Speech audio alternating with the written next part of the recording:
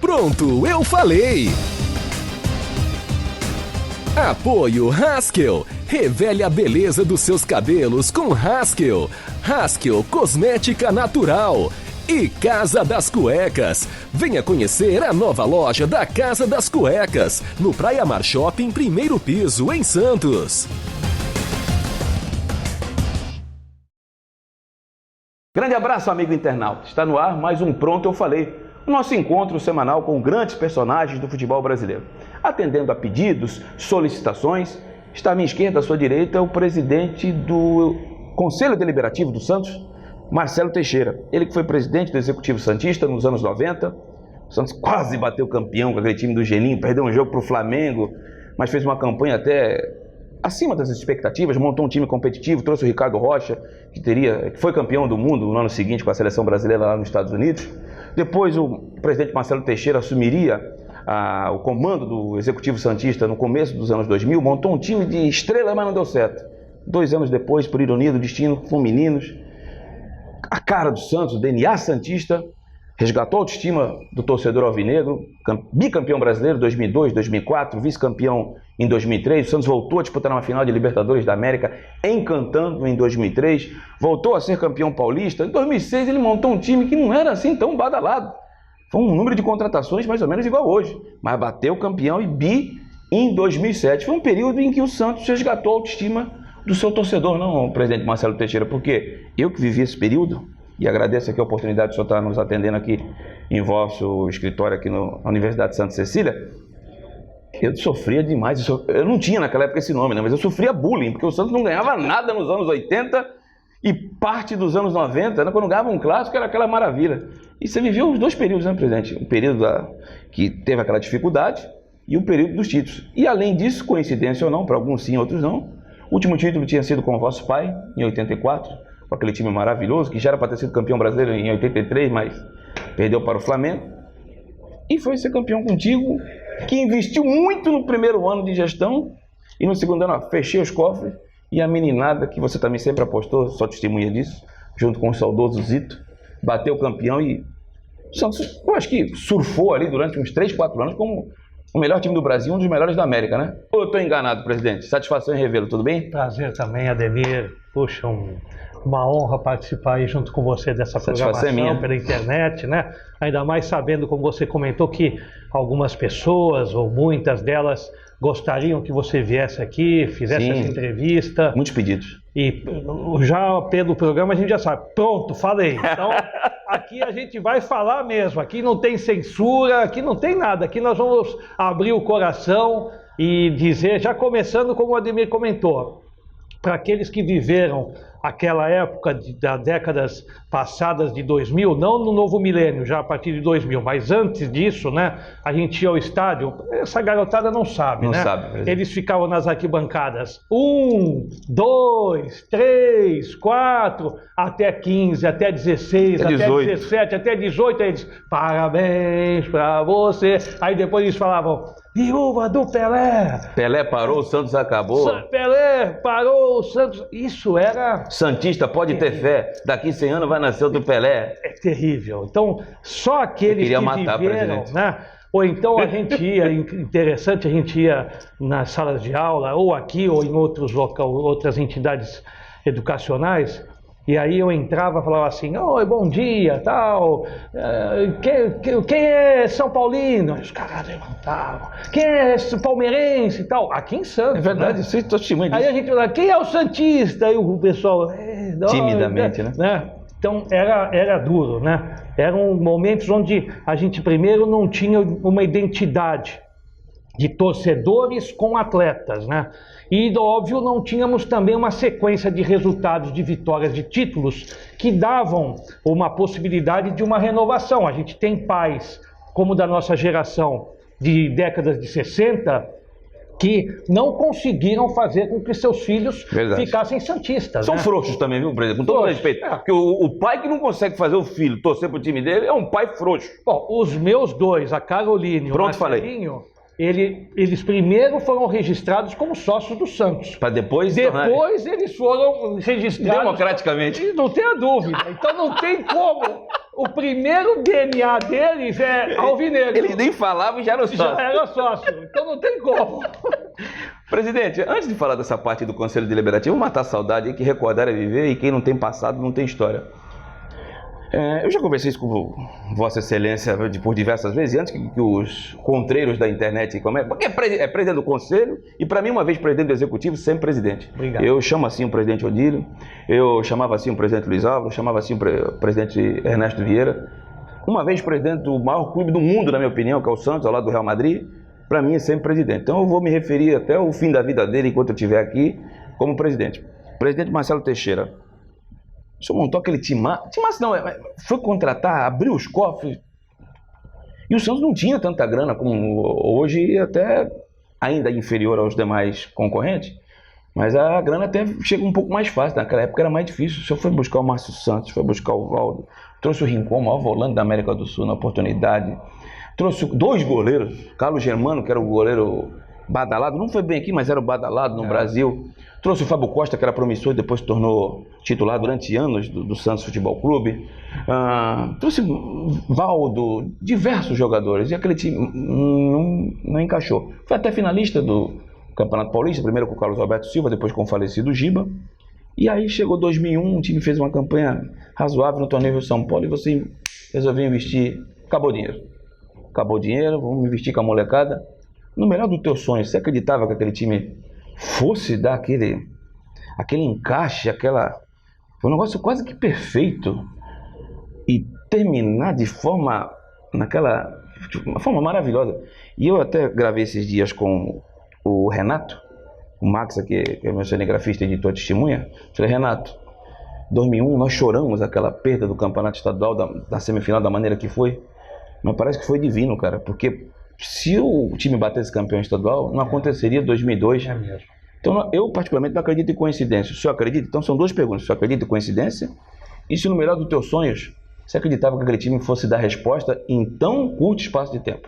Demir, a proposta, quando nós viemos e dissemos vamos ser candidatos a presidente, era porque a gente sentia que a torcida queria algo mais. Isso em 99? Em 99. Ela não queria que permanecesse com aquela rotina, aquelas promessas, aquela coisa de dizer que está entrando e que não tem dinheiro, e que o clube está precisando, mas não tem, e que não tinha como, né? Nós tínhamos que fazer algo. Eu preferi não ser omisso, né? E agir. Pecou por excesso até, do que pecar por omissão. Mas, em contrapartida, Ademir, além de resgatar aquele momento, a vontade do torcedor de voltar a ver jogo do Santos, porque a gente tinha treinos que a gente punha treino na Vila. Eu lembro disso. Porque nós tínhamos um público de 2.000, 1.000 e poucos, 2.000 pessoas para assistir treino. Verdade. Então, o intuito era esse, fazer com que os jogadores consagrados, seleção brasileira, né? Disputaram a Copa do Mundo. Investimento pesado, alto, né? Bem alto, né?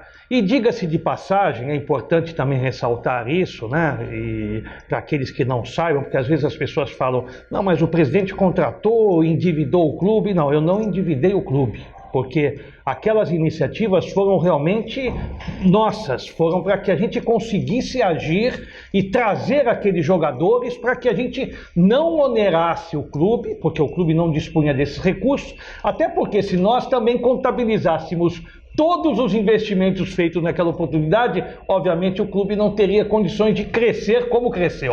Para aqueles que têm menos de 35 anos, o senhor foi uma espécie de Paulo Nobre dos dias atuais. Botou do bolso e depois eu recupero. Exatamente. Isso foi o mais importante. E acho que, como você citou, em 4 meses você voltar a disputar um campeonato, que era o intuito. A proposta nossa era o quê? Era que o Santos voltasse a disputar títulos. E fomos. Não disputava desde 95, né? Desde 95. Um campeonato paulista desde 84. Incrível. Uma década e meia. Uma década e meia para disputar um regional, um paulista, um estadual. Então, para nós, era um objetivo concluído, era uma etapa que foi... E como você citou no início da pergunta, Ademir, nós contratamos o Carlos Germano, mas contratamos o Fábio Costa. Por quê? Porque o intuito era realmente este. O intuito era ter um time de impacto, de casca dura, que suportasse aquela pressão, que não era mole. Hoje é faixa fácil. virada, né? Hoje o ambiente, o clima, se você falar com aquela velha geração dos chefes das organizadas, tudo, hoje o clima é de euforia. Invadiam a vila, não tinha CT. É muito Tá difícil, começando o CT. muito difícil. Então, naquela oportunidade, nós tínhamos que ter jogadores que realmente suportassem aquilo. E aquele intuito do início de gestão foi alcançado em parte, porque é o que você citou. Deus é tão divino, grande, né? divino, maravilhoso, onde o nosso sonho era ter uma conquista imediata, mas ela foi retardada, né? E foi praticamente passada a anos seguintes. Um ano e meio, né? Onde foi algo Foi mágico. foi né? mágico. Mágico, porque os Roteiro perfeito, contra o maior rival, ganhando todos os clássicos, e com o ano pedalada, seguinte, com uma você meninada. falou, o ano seguinte, 2001, triste, né? Mas parece que foi aquela Aquele gol do punhalada Ricardinho. do Ricardinho, quase aos 50 minutos, onde o Santos estava praticamente com o troféu trabalhando na mão. Mas naqueles instantes foram dramáticos, foram duros. Mas em compensação, 2002 foi algo realmente fantástico, né? Foi algo que você nota que é uma história sendo construída, sendo elaborada, estudada, para quê? Para que ao invés do Rincon, o maior, né, um dos maiores volantes naquela oportunidade... Era o maior volante da América do Sul. Um dos maiores do mundo, né? Você veja hoje, se você comentou do Renatinho e outros jogadores, aqueles lances que o Renatinho fazia de atravessar uma bola de um canto para o outro, né, do campo, tudo aquilo... E de trivela. Rincon, tudo, então nós tivemos escolas muito positivas para essa garotada. E 2002 foi fantástico, né? Foi um dos títulos, acredito que se você perguntar aí para os santistas, foi um dos mais importantes, eu considero, óbvio... Não, você vai me desculpar. A Libertadores foi maravilhosa, ganhar depois de 50 anos. O título mais importante do Santos, depois da era Pelé, é o Brasileiro de 2002. Resgatou a autoestima, o Santos voltou a ser competitivo, voltou a ser respeitado. Eu costumo dizer que se não é aquela geração comandada pelo Leão, o Santos não era mais do que era hoje. Nós tínhamos, eu não vou citar outros clubes de exemplo, que é antiético, mas nós tínhamos nos tornado mais um clube. É mesmo. Enquanto o Santos hoje é gigante, é competitivo. Aquele foi um divisor de águas. Tanto que no ano seguinte, o Santos disputou com o Cruzeiro o Campeonato Brasileiro. O Cruzeiro estava nadando de braçada, mas o Santos foi até a penúltima rodada ali, cabeça a cabeça com o Cruzeiro.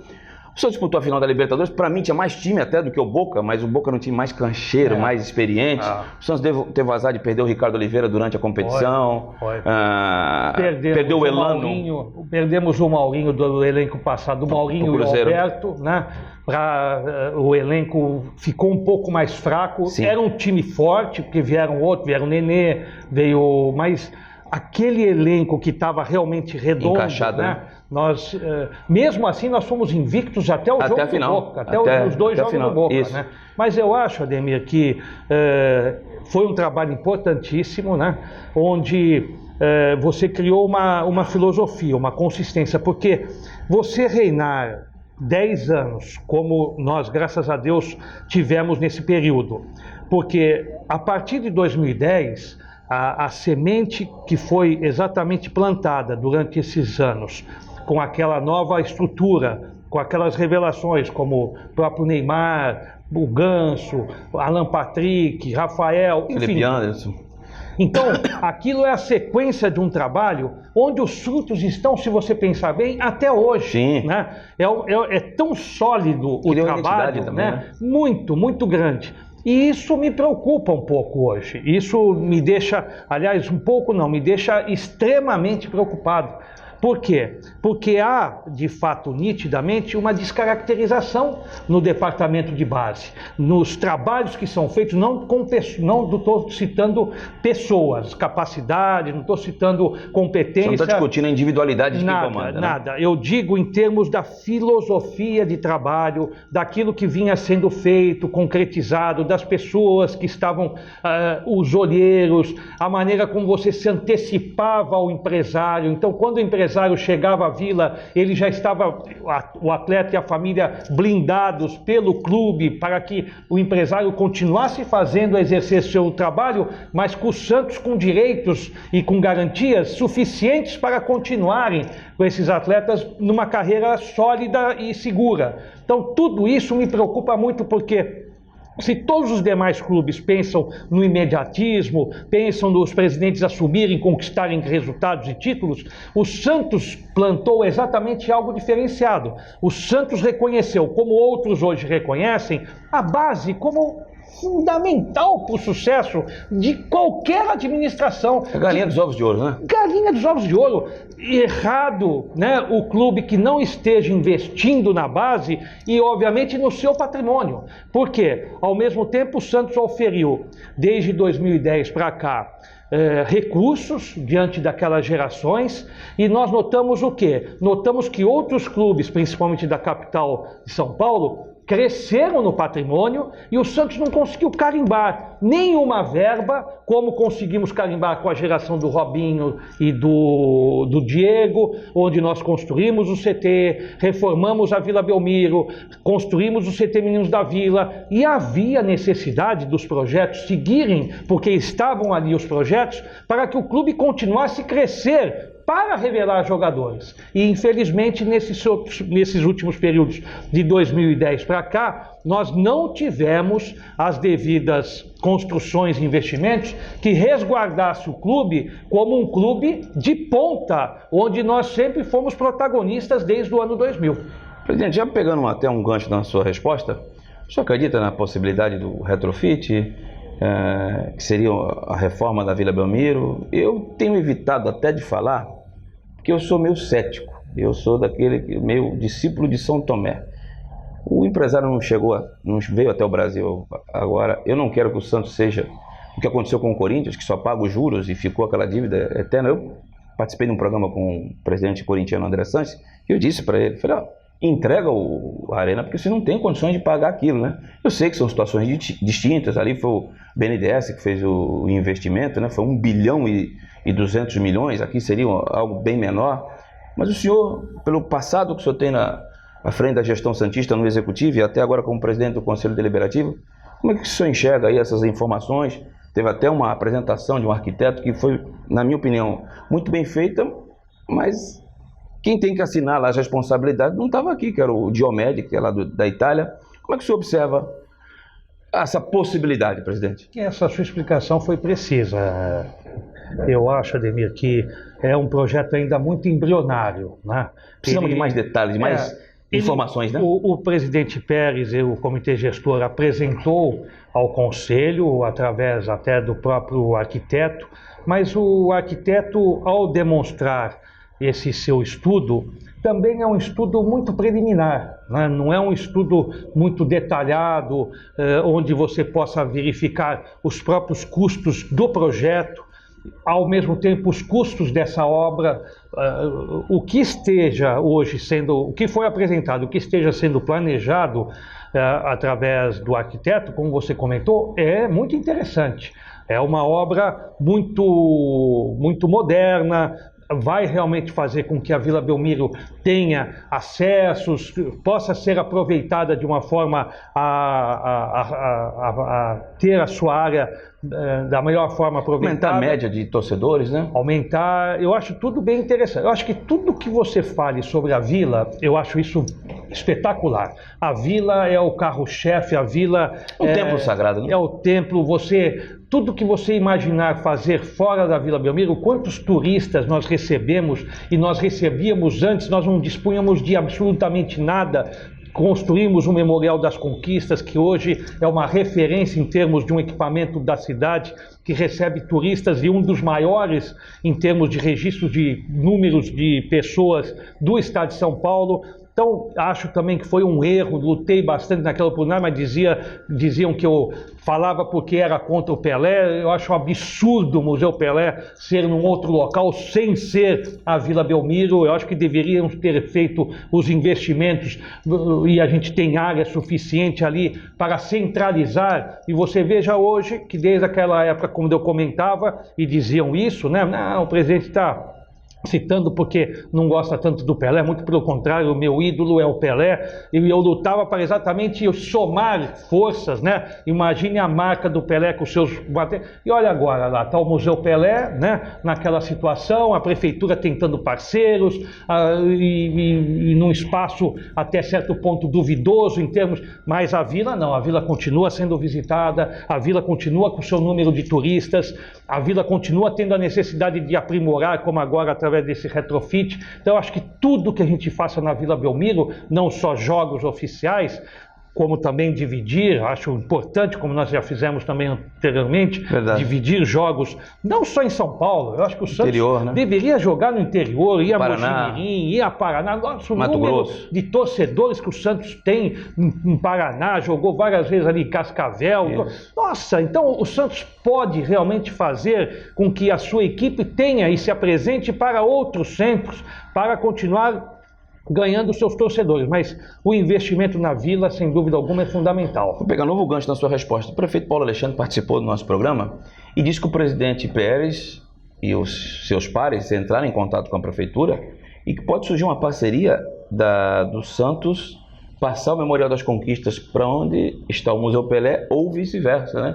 Ou o Museu Pelé vir incorporar junto com o Memorial das Conquistas. Se sair o Memorial das Conquistas da Vila Belmiro, você não vai gostar não, né? Não gosto. Eu acho que exatamente é contramão, porque já está provado que o Museu Pelé não tem movimento. É que a justificativa é a seguinte, que o Santos, nessa possível reforma, utilizaria aquele espaço ali onde é o ginásio como um estacionamento para os ônibus dos visitantes, né? Que o Santos hoje, o ônibus tem que ficar na parte externa do estádio. E aí mudaria toda a parte administrativa para um outro local, e ali ficaria somente o estádio. Por isso que teria essa mudança do Memorial das Conquistas. Eu respeito, mas eu acho que ônibus, paradas de estacionamento, a gente tem qualquer lugar para colocar, lógico. Desapropria outro lugar, mas... Qualquer lado que se pare com segurança, eu acho que isso é uma obra necessária também, mas você tem vários espaços em torno da própria Vila Belmiro para você, ou na própria vila bem estudada para você fazer. Agora, tirar o que dá certo. O que dá certo? Primeiro, Vila Belmiro é um ponto, como você citou, é um templo sagrado. É o local onde todo turista vem a Santos visitar. Tirar a possibilidade onde ele veja o memorial, vá pelo vestiário, vá até lá o campo, veja o gramado, pisa aí e tal. Aquilo é inesquecível, né? É algo que fica marcado para sempre. Você fazer com que o turista saia da vila para visitar um outro local, que seja o Museu Pelé, que comprovadamente não está dando certo, para que você traga o seu museu, o Museu dos Santos, para esse espaço, eu acho que é um estudo que não tem uma razão própria. Ao contrário, eu acho que se trouxer o memorial, o Museu Pelé, para um local à parte do memorial, porque a história do Santos é a história do Santos. E, obviamente, ela se mistura com a história do Pelé. Então, ali fica perfeito, né? Fica algo fantástico, né? Então, pega depois, sai ali pelo parceiro nosso do material esportivo, onde nós vendemos toda aquela questão dos uniformes, vendemos os produtos registrados, regularizados. Então, eu acho que tudo faz parte ali da Vila Belmiro. E, óbvio, essa situação dos investimentos em centros de treinamento, eu também sou favorável, lutei sempre, eu acho que estávamos muito próximos, não sei porque ainda não saiu, porque o próprio presidente Roma, assim como depois que o Pérez assumiu, fizeram esses contatos com o governo do estado de São Paulo para que a gente transferisse da entrada da cidade do museu, do Centro de Treinamento Meninos da Vila, o IML que ali está, né? Porque se nós transferirmos, e isso já há uma regularização e um sinal positivo do governo do estado para fazer essa transferência, para que o Santos ganhe também aquele espaço e que com isso, obviamente, nós conseguiríamos criar uma estrutura a mais, né, naquele importante espaço da entrada da cidade. Mas, óbvio, todos os investimentos que venham a aumentar os campos, a melhorar a possibilidade de revelações de talentos, eu acho que tudo isso é bem-vindo, desde que não se mexa tanto naquilo que esteja dando certo. Vou falar de uma coisa que eu não gosto de falar muito, que é a parte política, né? Mas é necessário. Presidente Marcelo Teixeira, o senhor pretende ainda voltar a ser presidente do Executivo ou isso não faz mais parte dos seus planos? E em cima dessa pergunta já emendo outra. O senhor é acusado por alguns que o senhor deseja, até como fez o vosso pai, de tê-lo como presidente e fazer vosso filho presidente do Executivo um dia. O que tem de verdade e o que tem de folclore nessa situação? Ademir, para mim, eu estou vivendo um momento diferente como presidente do Conselho Deliberativo. Confesso a você, aos internautas, né? Mas é bucha, hein? É bucha. E além de bucha, eu acho que a diversidade, essas questões envolvendo o próprio ambiente, que agora está ficando um pouco melhor, né? Você mesmo comentava. Eu comentei conosco, fora né? do ar que já foi pior. Já foi. O ano passado estava bem pior. Exatamente isso. Eu acho que a minha participação ela tem sido positiva pela minha experiência, daquilo que eu vivi no Executivo e daquilo que eu possa fazer no Legislativo. Mas confesso a você exatamente o que eu ia comentar anteriormente. É muito difícil para mim, que eu sou um homem assim ativo, né? Eu sou uma pessoa empreendedora. Eu não estou acostumado a permanecer na mesa do Conselho Deliberativo, porque na mesa do Conselho eu exatamente represento a voz dos conselheiros. Então, muitas vezes eu não posso fazer certas manifestações, eu tenho que ter um cuidado, porque, obviamente, eu represento um órgão máximo. Até aqui na entrevista mesmo, tem situações, sem dúvida, até seria falta de ética o senhor comentar. Sem dúvida, eu procuro ser o mais autêntico possível, que eu não consigo, obviamente, censurar algo que vá contra os meus princípios, né? Isso não. Então, independente disso, mas eu acho que, para minha consciência, eu penso, não, se existem pontos onde eu esteja me policiando, eu esteja me controlando, eu esteja exatamente sendo um termômetro hoje favorável ao clube, exatamente pela experiência, até pelo respeito que o próprio plenário tem para com a mesa hoje, eu sinto isso, eu noto que existem às vezes divergências, existem pessoas que ou não concordaram ou ainda não concordam, mas independente disso, existe um certo respeito, e isso é muito importante no atual momento do clube, até pelo ambiente, como você citou. O ambiente é diferente hoje. Então, acho que nesse ponto é um ponto positivo. E o que a gente vem fazendo, o ano passado principalmente, já passamos por um processo de impeachment, né? Um processo muito desgastante, o primeiro da história do clube, né? Tínhamos tido uma entrada anterior, onde não existiam fundamentos. O segundo processo houve o prosseguimento na Assembleia. Então, realmente são momentos muito, muito difíceis, delicados, onde a gente viveu, mas tínhamos que tomar as devidas atitudes, como elas todas foram tomadas em tempos até recordes.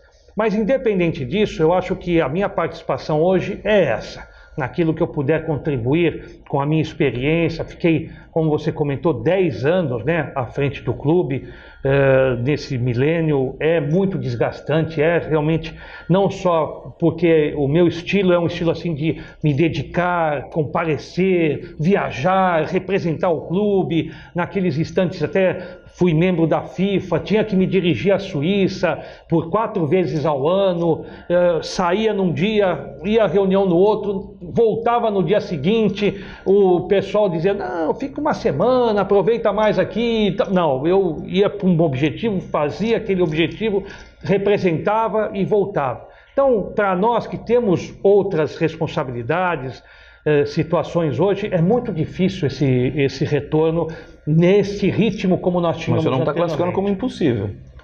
Não, eu não classifico como impossível, Ademir, por uma razão apenas. Tomara que isso nunca aconteça mais.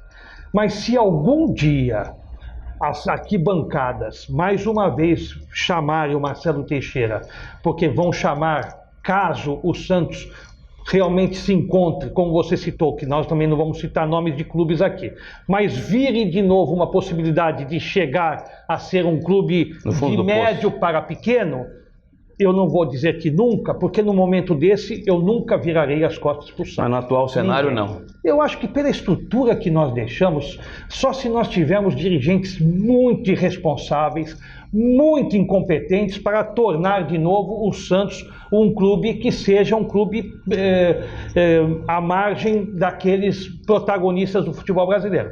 Pode acontecer. Não estamos livres disso. Eu acho difícil, mas pode acontecer. Agora, obviamente, pelo Marcelinho, eu não respondo pelo Marcelinho. Ele tem hoje uma vida própria. Mas vocês conversam, não conversam? Conversa. Eu vejo que o senhor, ele é um filho muito próximo. Muito, né? E essas conversas aí, não pinta? Eu teria... Eu vou apertar para ele. Lógico, eu teria um orgulho de ver, né, dentro da sucessão natural, meu pai, depois nós, depois ele, né, dentro de um prosseguimento natural. Ele hoje é presidente da Associação Comercial Jovem, ele também está envolvido em vários projetos. É conselheiro há 2 mandatos, não é isso? Segundo mandato, né? Segundo mandato. Então, acho que ele tem as suas atividades próprias. Eu acho que pode chegar um momento que ele vinha acompanhando até o presidente Modesto Roma no início da sua gestão. Ele estava lá envolvido, mas depois entendeu que deveria se distanciar. Eu imaginei que ele pudesse, naquele momento, ter um aprendizado maior, né? Porque na minha época de presidente ele me acompanhou muito. Mas era muito pequeno, né? Mas muito pequeno, né? Acho que 10, 11 anos. Diferente exatamente quando eu fui com meu pai, porque com meu pai eu peguei essas trajetórias do velho Roma, dele mesmo. Já estava mais crescido. Depois com o Ernesto, depois com o próprio Antônio Aguiar. Então eu vivia, eu de calça curta como ele, corri lá nos corredores, nas arquibancadas, mas depois também voltei a ter uma experiência com eles, né, de federações, de confederações. Eu acho que tudo isso é muito importante, muito válido. Ele hoje precisa adquirir, óbvio, essa experiência em termos de Santos, né? Que caso ele venha a se interessar, eu acho que ele tem tudo para ser um grande presidente. Mas não é para esse próximo pleito, seria futuramente. Não, futuro. Eu acho que para ele uns 10 anos à frente, né? Quando ele tiver os seus 30 anos... Está com quanto agora, 24? Ele está com 23. 23 anos. Antes de fazer a próxima pergunta e a polêmica, vamos a uma dica do programa Pronto Eu Falei. Segura aí. Venha conhecer a nova loja da Casa das Cuecas. Linha completa de cuecas, pijamas, meias e camisetas. Modelos plus size. Podendo pagar em até 6 vezes sem juros no cartão. Troca e devolução garantidas. Cubra e descubra sua intimidade na Casa das Cuecas. Conheça nossa nova loja em Santos, no Praia Mar Shopping, 1º piso. Muito bem, tá aí. A dica de hoje é o Casa das Cuecas, fica no 1º piso do Shopping Praia Mar, no bairro da Aparecida, na cidade de Santos, é o nosso apoiador aqui no Pronto Eu Falei. Presidente, vou fazer uma pergunta até meio delicada, juro que para essa me preparei, porque uma coisa é perguntar de uma forma e você ser grosseiro, e a outra você ter um pouco mais de tato para perguntar. Fica à vontade. Mas eu não posso deixar de perguntar porque é algo que eu escuto, que eu leio nas redes sociais. O presidente Marcelo Teixeira não quis avançar na situação do impeachment porque ele tem uma briga com o vice-presidente Orlando Rolo. O que tem de verdade nisso? O que tem de mentira? O senhor acredita que tenha cumprido o papel para que aquele processo naquela Assembleia fosse realizado da mais perfeita ordem, presidente?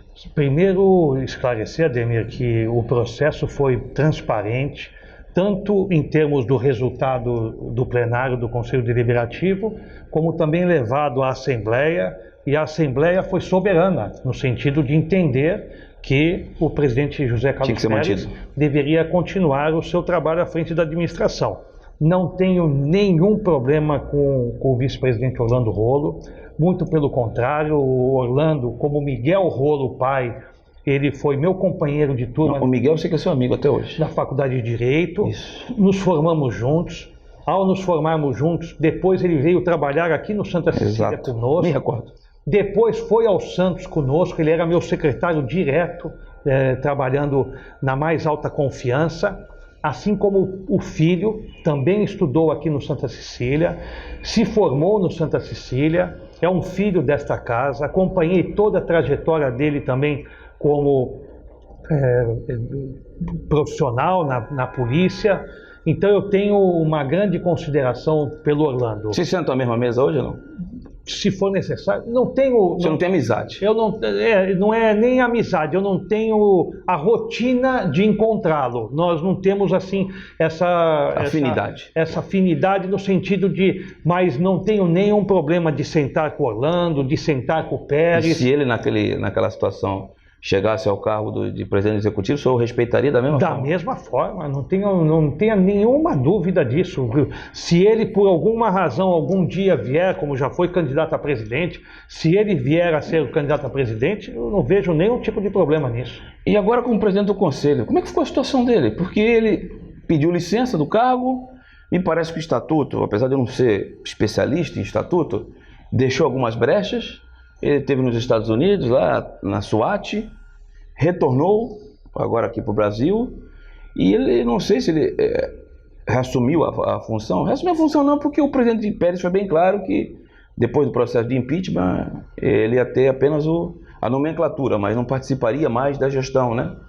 Como é que foi a situação dele, agora perguntando especificamente ao presidente do Conselho Deliberativo? Porque me parece, apesar de não comparecer às reuniões do Conselho Deliberativo, vem as informações, chegam até áudios para a gente, que o senhor tinha estipulado uma data para que ele reassumisse.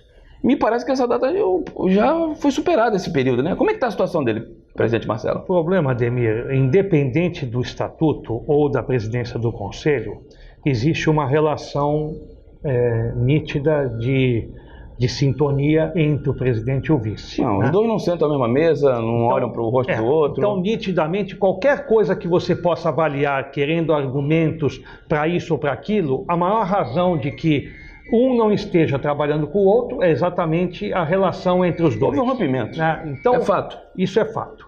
Então, o presidente entendeu de que o vice estava interferindo em várias atividades nas quais o presidente Pérez decidiu baixar uma portaria. E também me parece que não ia de acordo com o estatuto. Esta portaria foi encaminhada à Comissão de Inquérito e Sindicância. A Comissão de Inquérito e Sindicância pediu até o apoio da Comissão de Estatuto. Nós tivemos 2 pareceres e esta semana até nós levamos ao plenário e o plenário decidiu que o parecer da Comissão de Inquérito e Sindicância, que dava inclusive uma advertência ao presidente relacionado a esta portaria, ela devesse voltar à Comissão de Inquérito e Sindicância e ouvir o presidente Pérez para argumentar Dá o direito de defesa a ele. A respeito da portaria. Então, esse é um caso a respeito da portaria. O vice Orlando Rolo entendeu que, diante dessa divergência, ele deveria pedir um afastamento. Quando pediu um afastamento, ele encaminhou à mesa solicitando até quando ele pudesse ficar. O estatuto, neste ponto, ele não determina, no caso do vice, pedir afastamento. Então, o que houve por parte da Comissão de Estatuto? A Comissão de Estatuto entendeu, que eu também entendo, a importância de ter o presidente e o vice. Porque no impedimento do presidente, já aconteceu isso, me parece recentemente, quando o presidente foi representar o Santos na China e em outros locais, quem responde pelo clube não é o membro do comitê gestor, quem responde pelo clube é o vice-presidente. Então, a ausência do vice-presidente, ela é muito sentida. Significativa. Que no meu ponto de vista, Ademir, você deve lembrar, o meu vice-presidente, eu considerava, que eu acho na parte de experiência, na parte prática, fundamental para o sucesso do clube, porque não é na ausência do presidente cabe uma cadeira o vice-presidente. Não, o vice-presidente tem que atuar. Participar, porque ele é eleito pela confiança do quadro associativo e ele precisa O Norberto era participativo. Participativo, como outros vice-presidentes devem ser participativos, porque senão não precisa o cargo de vice-presidente. Né? Se você tem esse cargo, é para que ele participe. Então, a Comissão de Estatuto retornou o parecer exatamente informando que o vice-presidente, como existe em outros cargos, a não ser que seja um caso gravíssimo, que não é uma situação de saúde, nada, que ele tivesse, então, 30 dias o prazo para o licenciamento e o seu retorno. E assim foi feito, nós encaminhamos ao vice-presidente para que ele cumprisse o prazo determinado, que você citou bem, o prazo já ultrapassou o seu limite, e nós, obviamente, aguardamos essa decisão do vice-presidente. Ele não se manifestou? Ainda não se manifestou. Presidente Marcelo Teixeira, como é que está a situação da mudança no estatuto? Eu vou ser bem honesto com o senhor, eu não li na íntegra, mas me chamou a atenção e eu não gostei do que eu li, apesar de não ser especialista, repito. O artigo 20 determinava que o presidente escolhia 3, 4 pessoas, e essas 4 pessoas, se quisesse punir um associado, um conselheiro, elas naquele momento se reuniriam, e normalmente escolhidas pelo presidente, creio eu, se eu estiver equivocado você vai me chamar a atenção agora, e determinariam se o rapaz devia ser expulso, ser punido, afastado, como aconteceu agora com 2 membros que trabalharam na atual gestão, o Feijó foi um deles. Tem alguns pontos ainda que precisam ser estudados. O conselheiro Clóvis Firmino também enumerou uma série de reivindicações para alterações dessa mudança. O senhor particularmente acredita que esse novo estatuto ele vai ser aprovado pelos conselheiros? Em quanto tempo? E se ele ainda necessita de muitas alterações? Demir, um exemplo, o artigo 20, neste instante, com as emendas que foram feitas nesses últimos dias, a própria comissão de estatuto já fez uma série de alterações. Então, do jeito que está, que eu falei, não vai acontecer. Nas quais, hoje já é assim. Hoje, para que haja uma punição, o próprio presidente, pelo estatuto atual, quem tem essa iniciativa é o presidente do clube. O que houve por parte da comissão de estatuto, né? Houve um aprimoramento. Se não gosta de alguém, ele vai lá e determina que... Mas, óbvio, isso tudo sempre passará pelo Conselho. Sim. Isso sempre determina. O órgão máximo, em termos de você ter ou não alguma questão ter validade ou não de punição, o associado pode ter esse direito de recorrer ao próprio Conselho para que o Conselho, através das suas comissões, possa fazer essa avaliação. Por isso que existem as instâncias do clube. Mas, nesse momento, a própria comissão de estatuto, reunida ontem conosco, né, na sala do Conselho Deliberativo, apresentou a nós as emendas que foram aceitas, né, e muitas delas foram aceitas. Você citou o Clóvis Firmino, como nós temos do conselheiro Alexandre, nós temos várias emendas à comissão de estatuto. Tem o conselheiro Alexandre já também, 64. Foram atendidas pelo que eu notei ontem por parte da comissão de estatuto. Tem até a aposentadoria da camisa 10? Também tem essa reivindicação, né, por parte...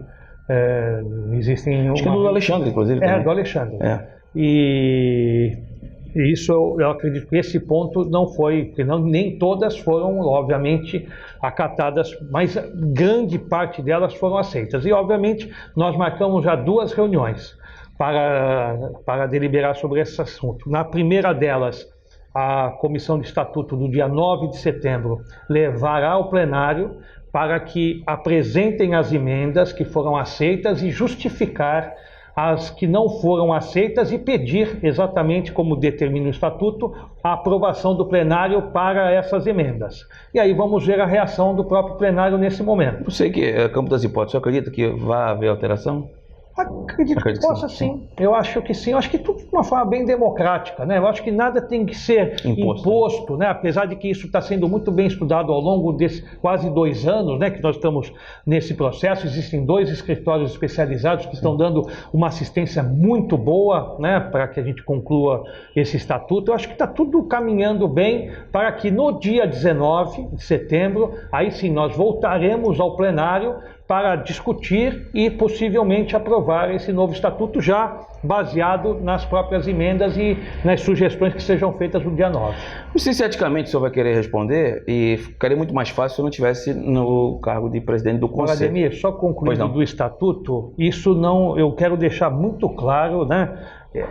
Este trabalho não foi um trabalho da mesa. Tem a comissão de estatuto, né? Quando passar essa fase, eu vou fazer questão de me manifestar, né, a respeito dos pontos polêmicos, do comitê de gestão, do conselho de administração e de outras formas e outras questões. Eu vou me manifestar, mas em respeito à comissão de estatuto, eu prefiro não me manifestar, né, e como integrante da mesa apenas conduzir para que o plenário decida. Esse é o trabalho até aprovação ou reprovação, o senhor não vai se manifestar? Não vou me manifestar. A pergunta que eu ia fazer, e vou fazer, é que ficaria muito mais fácil para o senhor e para mim perguntar qual a avaliação que o senhor faz da atual gestão se o senhor não estivesse no cargo de presidente do conselho, né? Não sei se é conflitante pelo fato do senhor ser presidente do conselho, mas como homem experiente, se o senhor quiser falar, como é que o senhor avalia aí o momento? Me preocupou aí o anúncio do balanço do trimestre, que deu um déficit, eu achei considerável, né? E eu até estou bem à vontade para falar, porque eu falei pessoalmente ao presidente Pérez, e aqui vai uma crítica, porque até algumas semanas atrás você não podia, estou falando por mim, tá? Você não podia criticar o Sampaoli, porque Sampaoli era onipresente, onipotente, ele estava igual Deus aqui na Baixada Santista. Se criticasse, você era excomungado, como eu fui em rede social, porque eu critico o treinador argentino, que faz um trabalho maravilhoso, fantástico, é um dos grandes, se não o maior responsável por ter colocado o time na liderança, depois da 11ª rodada do Campeonato Brasileiro, mas ele tem falhas como qualquer outro ser humano. E eu identifiquei, no meu modo de entender, não sou dono da verdade, apenas da minha verdade, de que o Santos, que tem problemas financeiros há muito tempo, o Santos gasta mais do que arrecada e a dívida só aumenta, isso é preocupante. O Santos não tem nem atleta para vender. E se contratou esse ano, só contratou porque vendeu um atleta muito bem vendido, que foi o Rodrigo, por 180 milhões de reais, em 2 parcelas, 90 e 90. E hoje o Sampaoli não utiliza os meninos da base. E aí a pergunta que eu faço é que ele não dá entrevista exclusiva, então eu perguntaria para ele: como é que serve para treinar o time titular, para que ele possa atuar no Campeonato Brasileiro, e você não serve para colocar o argumento do Argentina de que ele está preparando esses meninos para o ano que vem? Para mim não convence, porque se serve para treinar, tinha que servir para jogar. E eu não estou dizendo para colocar todo mundo, não, 10, 15, como foi em 2002, não. Mas não é possível, pelo histórico, por tudo o que acontece no Santos, até por necessidade, que não tenham 2, 3 meninos que não possam ficar no banco e esporadicamente entrar. Não, você citou 2002, que foi exatamente assim, porque 2002 eles não foram lançados e jogaram. O Elano já vinha jogando em 2001, sim, o Renato o André Luiz, Paulo Almeida. Então, esses atletas vinham, que é o que... Foram amadurecendo. Reforçando o que você citou. Esses atletas precisam... mas presidente, eu falei isso na rede social? Mas apanhei, rapaz, mais do que tamborim em carnaval na Marquês de Sapucaí. Os atletas precisam, além da precisa ganhar minutagem. Precisa. Outro dia entrou o Uribe no jogo aqui. Você está ganhando de 5 do Bahia. Põe o menino Caio Jorge para jogar, para ele ganhar minutagem. O Uribe já é maduro. Mas ele, num jogo, o Caio Jorge, se eu não me engano, ele chegou a entrar. Ele entrou nas semifinais contra o Corinthians, que ele pediu até para bater um pênalti. Foi. Mas ele não tem 90 minutos de profissional. E é um jogador que eu, particularmente, eu aposto. Esse é um. O Sandri, que renovou o contrato agora, é outro. O Santos está com problema de volante. Eu acho que na hora que der uma... E eu acho que isso tinha que ser feito no Campeonato Paulista, que era é o período para experiência. O Campeonato Brasileiro é mais difícil pra gente, porque é clássico todo jogo, né? Mas isso é só a opinião do Ademir Quintino. Eu vou passar a pergunta aí para o presidente Marcelo Teixeira. Eu citei no início também da nossa entrevista, e eu acho que... Seu Zito faz uma falta. Muita falta. Eu acho que a gente teve nomes, né? Tivemos nomes de alvinegros, e exatamente com essa situação envolvendo a parte estatutária, o Santos perdeu um pouco essa raiz, Ademir. Essa raiz que eu digo de pessoas influentes, com história, não só o Zito, dirigentes alvinegros, conselheiros, associados, que eram diretores de patrimônio, eram diretores da base, eram diretores... Frequentadores da Vila Belmiro. Eram diretores jurídicos, eram diretores... Esses, como tinham uma história, uma vivência, eles interferiam, eles tinham capacidade para que eles pudessem dar... E autoridade moral também, né? Sem dúvida, ao presidente, à diretoria, condições de melhores decisões.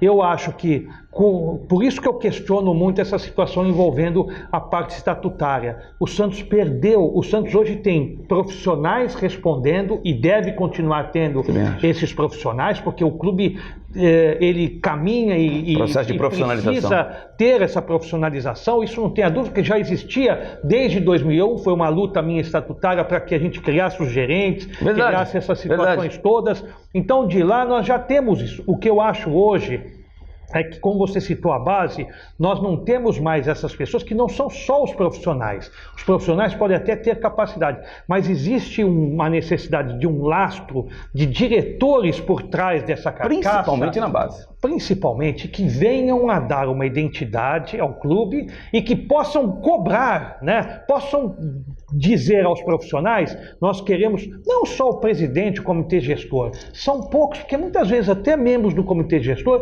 não têm conhecimento de vários assuntos referentes ou à base ou a questões jurídicas e fica à mercê exatamente apenas desses profissionais. E, presidente, permitam um comentário. Eu vim aqui entrevistar, estou dando opinião, né? Desculpa, é o meu jeito, né? Neto de português com cubano, dá isso aí. Eu fico imaginando um menino na base. Tá lá o Giovanni, o G10, que o senhor trouxe em 2005. O cara bate uma foto errado. Aí vai lá o Giovanni, você bate aqui na bola. Você sabe que boleiro respeita muito passar de boleiro. É um exemplo. Pega o João Paulo Popó, que trabalhou até na administração passada. Tá errado como que você bate escanteio. Você bate assim, o Nenê Belarmino. Eu acho que em outras áreas, já cheguei a até falar publicamente isso, eu acho que é aceitável o cara não ter a identidade com o clube, tanto que eu elogiei, para não dizer que eu só critico, eu elogiei a contratação do Paulo Autuori. Ele chegou como um bombeiro, ele vai ser o cara, o para-raio, ele vai blindar aquela relação que estava muitos ruídos entre a administração e o CT de Pelé, né? A banana estava comendo o macaco, e isso não pode acontecer num clube da representatividade da grandeza do Santos. Então, eu falo muito da base, porque a base você tem que ter referenciais. Você pega um Serginho Chulapa, você pega até na história mais recente, jogadores que pararam de jogar. O Renato está num cargo de executivo, mas você pega o Renato, o Elano, não é assim que você bate na bola, não. E os meninos se crescem espelhando nessas pessoas aí. Então, eu acho que na base você tem que ter profissionais com passado, essa identidade com o clube. Nós outros hoje, aí depende de opinião, de filosofia, até aceitar, mas na base você precisa ter isso. E infelizmente não tem, presidente. Ademir, vou além de ter profissionais com esse nível, né, com essa capacidade, imagine também um Zito, né, ligar lá para outra coisa, e você dizer, então a pessoa, ela fica, a autoestima dele vai lá em cima, né? Mas não, acredito, eu tenho confiança, Clodoaldo, então outros tantos nomes, como você citou, outros agora de uma geração mais recente. Então tudo você pega isso... o Paulo Almeida que já encerrou a carreira, vários, foi capitão do time. Sem dúvida alguma. Você vê essa questão das próprias franquias dos meninos da Vila, onde nós tínhamos os próprios profissionais, o Lima, profissionais da base que iam fazer as visitas nesse... O Lima ainda permanece. Acabamos os campos nas cidades, nós precisamos explorar esses locais. As grandes metrópoles não tem mais. Mas dando a estrutura a esses franqueados, dando a possibilidade deles fazerem e desenvolverem um trabalho, porque isso reverterá em benefícios ao Santos, né? E eu acho que tudo isso faz parte de um processo onde deve ser muito bem avaliado pela direção e seguido, né, de uma forma a trazer pessoas capazes, sérias, né? Porque nesse nível você tem que ter, além da capacidade, uma pessoa correta, honesta, né? Que vá realmente lutar pelos princípios naturais de respeito e salvaguarda do clube, principalmente. E eu acho que tudo isso resolvido, o Santos voltará a caminhar muito bem, principalmente revelando os jogadores. O senhor, como presidente do conselho, não se sente à vontade de fazer a avaliação da gestão do Pérez? Eu prefiro se abster por um momento. Nesse momento sim, mas eu acho que deve caminhar de uma forma também a fazer as suas reflexões, né? Você citou essa questão financeira, essa questão do balanço. Eu acho que tudo isso, as recomendações que o próprio Conselho Fiscal vem dando ao presidente, ao comitê de gestão, eu acho que tudo isso é uma questão realmente de serem avaliadas e principalmente colocadas em prática. Existe uma sintonia entre o presidente do Conselho e o presidente do Executivo, José Carlos Pérez? Vocês se dão bem? Dentro de uma naturalidade. Os poderes são harmônicos e independentes? Independentes. Eu acho que isso é importante, né? E o que nós pudermos dar sempre de respaldo, de apoio à parte do Executivo, nós daremos. E apontaremos, fiscalizaremos e apontaremos aquilo que o próprio plenário e o Conselho entenda que deva ser recomendado ao presidente. Para finalizar, presidente, o senhor é dirigente de um partido político há algum tempo aqui em Santos, o senhor comanda uma determinada sigla. Passa na sua mente ser candidato à Prefeitura Municipal de Santos ou não? Hoje não. Já passou? Já passou. Nem para nunca. Eu sempre sou, graças a Deus, até agradeço muito a Deus, né? Sempre recebemos convites para participações de eleições, ou municipais, ou estaduais, ou até federais. Mas hoje o nosso foco, o nosso pensamento está de fato aqui no complexo, né, Santa Cecília, que envolve TV, rádio, envolve essa questão do ensino à distância. A gente está investindo bastante em novos polos, investindo também na estrutura do presencial. Requer que a gente precise ficar com todas as nossas atenções, né? Óbvio, temos outras atividades também, mas hoje a nossa finalidade, a nossa prioridade hoje é o Santa Cecília. Presidente, obrigado pela sua participação. Ademir. Gostaria que o senhor deixasse um recado aí para o torcedor santista, que hoje eu costumo dizer que tem alguns times, até pela situação financeira, em outros patamares, né? E a gente quer, pode falar o que quiser de você, de Vossa Excelência, mas duvidar da sua santidade, isso é impossível. A gente pode ter, não concordar com uma linha de pensamento, ter opiniões diversas, mas duvidar da sua santidade isso é um absurdo, né? Então eu gostaria que o senhor deixasse um recado para o torcedor santista, como presidente do conselho e como torcedor santista que o senhor sempre foi. Primeiro, Ademir, agradecer muito a sua presença aqui, do Max, da sua equipe, né? Para mim foi uma satisfação revê-lo. Recíproca. E tivemos juntos em Curitiba, lá no evento do Márcio, lá da Embaixada. Márcio, né? Foi muito bom, eu fiquei muito feliz, abri a minha agenda quando disseram que havia aí os pedidos para essa entrevista e estou muito lisonjeado, muito orgulhoso. Eu tenho uma admiração muito grande, você sabe, pela sua carreira. Recíproca, presidente. Principalmente pela sua forma de atuar, da sua sinceridade, da sua ética profissional sempre. Então admiro profissionais como você que, obrigado, além de santistas, lutam pela verdade, pelas causas do bem. Então, por isso que a gente fica feliz em dar uma entrevista para você e dar uma mensagem ao torcedor santista que também acredite, confie que o Santos tem uma marca de fato muito forte, já resgatou a autoestima do torcedor, o torcedor já está de novo acostumado com conquistas, com glórias, com títulos, de principalmente revelar grandes talentos para o futebol brasileiro.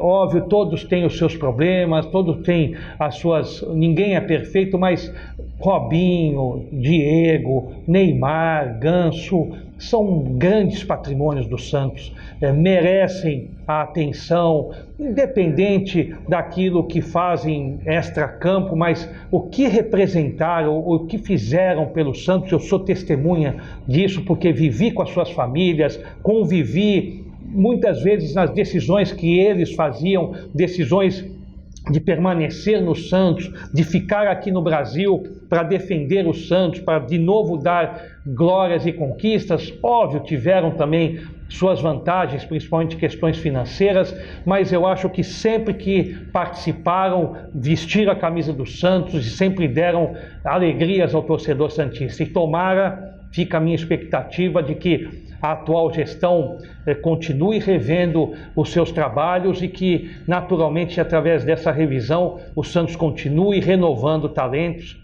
e principalmente ganhando, não conquistas na base, isso não me preocupa, mas revelando talentos para que o Santos realmente represente bem o futebol brasileiro. Muito obrigado, Ademir, e um abraço a todos os internautas. O presidente Marcelo Teixeira foi feliz, a base é feita para revelar. Se puder revelar ganhando, melhor. Mas o importante é revelar. O que o Robinho ganhou na base? Muito pouco. O Neymar não ganhou absolutamente nada. Então, se vier um resultado aí catastrófico, base é para revelar. Exatamente. Antes de encerrar, mandar um abraço para o Paulinho da Huskel Cosméticos, um dos nossos apoiadores culturais, e também para o meu amigo Ricardo da Star Diesel, que fica lá na Cidade Náutica, em São Vicente. Vamos encerrando por aqui, prometendo retornar daqui a 7 dias com mais um programa inédito na nossa programação. Hashtag pronto, falei. Um grande abraço, até a próxima. Valeu.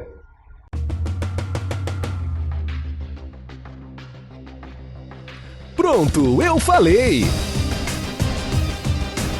Apoio Haskell. Revele a beleza dos seus cabelos com Haskell.